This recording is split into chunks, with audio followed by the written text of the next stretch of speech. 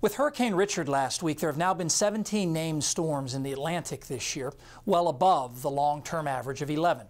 Since we began naming tropical systems in the early 1950s, only 3 other years, most recently 2005, had more named storms. In contrast, it's been a relatively slow year in the Northwest Pacific Ocean, which typically is the busiest tropical basin in the world. There, the average is 26 tropical storms per year, with 18 becoming typhoons, that is, hurricanes. So far this year, there's only been 15 and 7, respectively, due in part to a La Nina in the Pacific Ocean. During a La Nina, cooler than average water, which is shown in blue in this movie that goes back to August, moves farther west than normal in the tropical Pacific, reducing the area of warm ocean available for breeding tropical cyclones in that part of the world. But even during a relatively quiet year, you can get a big storm or two, and the typhoon that hit the Philippines last week was almost off the charts.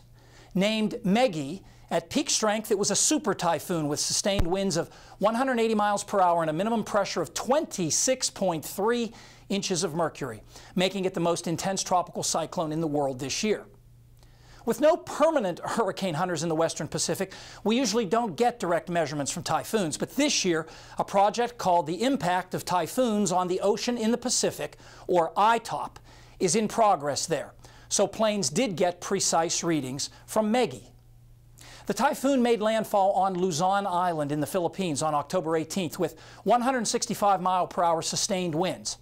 For comparison, only 3 hurricanes that intense have made landfall in the U.S. in the last century. Meggy weakened quite a bit as it moved across the rugged terrain of the island. You can see the disruptive effect in this satellite image that detects the breakdown of the ring of thunderstorms that surrounds the eye. The typhoon re-intensified once it moved back over water and made a second landfall on the coast of China last weekend, seen in this radar image from the Taiwan Weather Bureau. I think it's important to talk about tropical systems in this part of the world because they make up about 1/3 of the global total.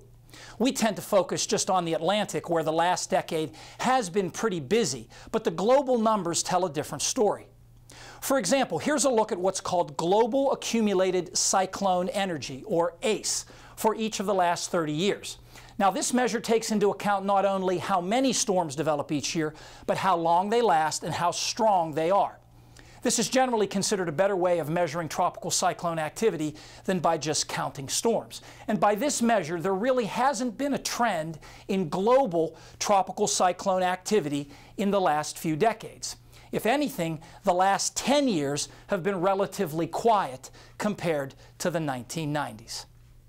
Is there any life left in this year's tropical Atlantic season?